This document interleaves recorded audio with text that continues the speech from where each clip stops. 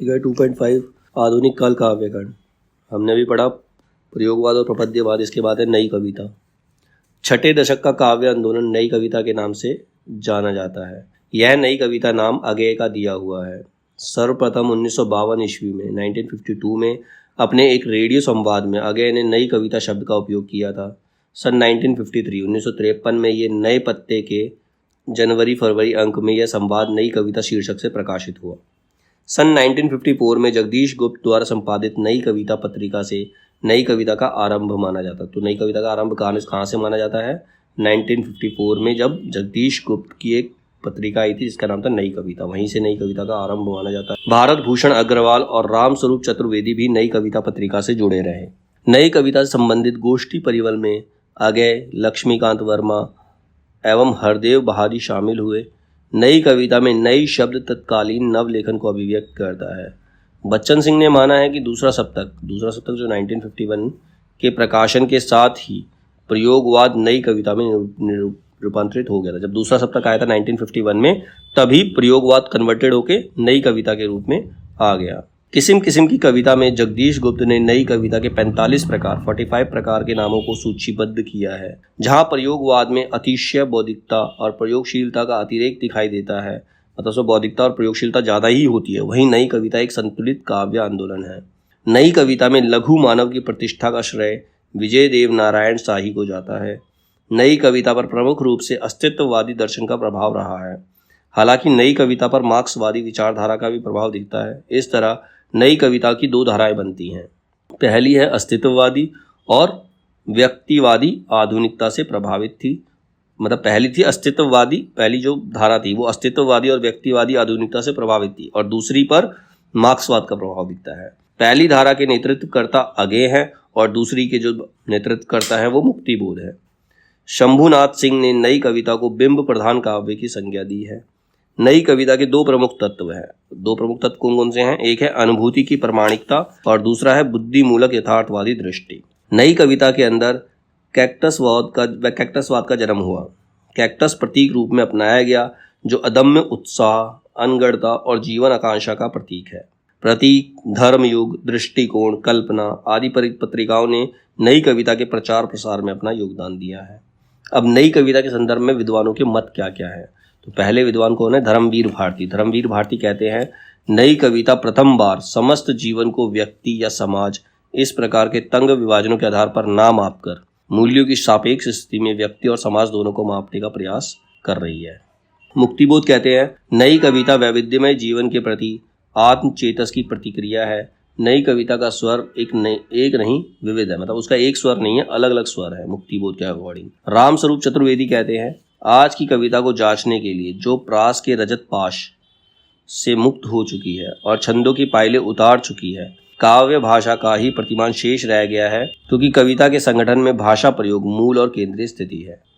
नई कविता में समग्र मनुष्य की बात ही नहीं कही गई, वरन मनुष्य के समग्र अनुभव खंडों को भी संयोजित किया गया, ऐसा कहते हैं रामस्वरूप चतुर्वेदी। मतलब रामस्वरूप चतुर्वेदी कहते हैं कि नई कविता में समग्र मनुष्य की बात ही नहीं कही गई, बल्कि मनुष्य के समग्र अनुभव खंडों को संयोजित किया गया, मतलब उसके जितने भी एक्सपीरियंस है उसको इकट्ठा किया गया है।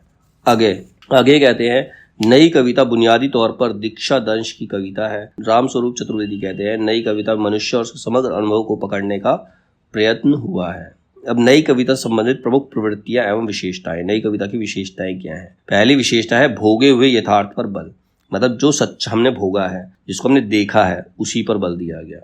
लघु मानव की अवधारणा, आधुनिक भावबोध, कथा की व्यापकता एवं सृष्टि की उन्मुक्तता, जीवन के प्रति आस्था तथा उसे भोगने की लालसा, व्यंग्यात्मक रूप में पुराने मूल्यों की अस्वीकृति और नए मूल्यों की संभावना के प्रति आस्था, क्षणों की अनुभूतियों का मर्मस्पर्शी चित्रण, लोक संवेदना एवं शैली से सहज लगाव एवं लोक जीवन की जटिल अनुभूतियों का चित्रण। अन्य कालों की अपेक्षा फैंटेसी शिल्प के प्रयोग की अधिकता है, प्रमुख रूप से मुक्तिबोध व श्रीकांत वर्मा की कविताओं में। विसंगति बोध के अवसाद की कविताएं तथा उसमें उपजी निरर्थकता का चित्रण, और कैक्टसवाद का जन्म, जहाँ कैक्टस उत्साह व जीवन आकांक्षा का प्रतीक है। ये सारी क्या है?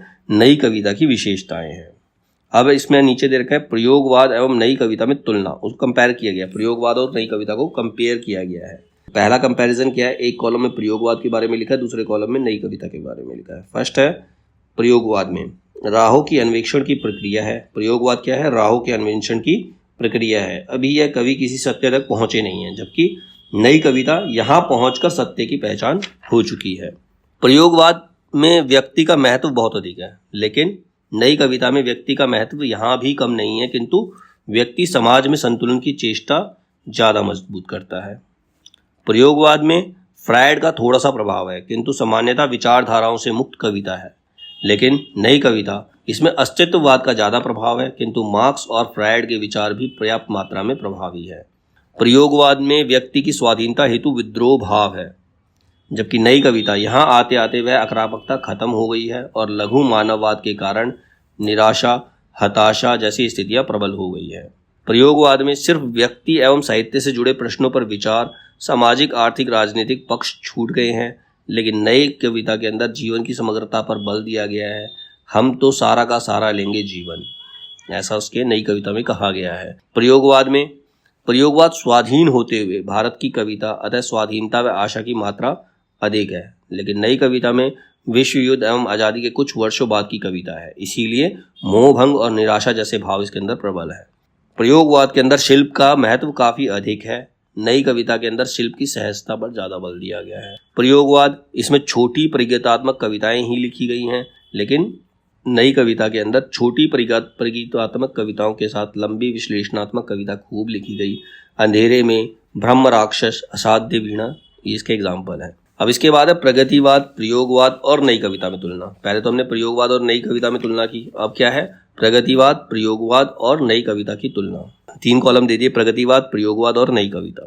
प्रगतिवाद में मार्क्सवाद का अत्यधिक महत्व है। प्रयोगवाद इसमें विचारधाराओं से मुक्ति की कविता, सीमित मात्रा में मनोविश्लेषणवाद का प्रभाव है। नई कविता में विचारधाराओं से मुक्ति का भाव भी प्रबल है, इसमें भोगा हुआ यथार्थ आता है। इसके अतिरिक्त अस्तित्ववाद, मार्क्सवाद व मनोविश्लेषणवाद का भी पर्याप्त प्रभाव दिखाई पड़ता है। सेकंड, प्रगतिवाद में समाज का महत्व व्यक्ति की तुलना में बहुत अधिक है। प्रयोगवाद में व्यक्ति को काफी महत्व दिया गया है, लेकिन नई कविता के अंदर इसकी एक धारा पर व्यक्तिवाद का प्रभाव है, तो दूसरी धारा पर समाजवाद का प्रभाव भी साफ दिखाई पड़ता है। तो व्यक्तिवाद का प्रभाव आगे ने बताया है और समाजवाद का प्रभाव जो है मुक्तिबोध ने बताया है नई कविता के अंदर।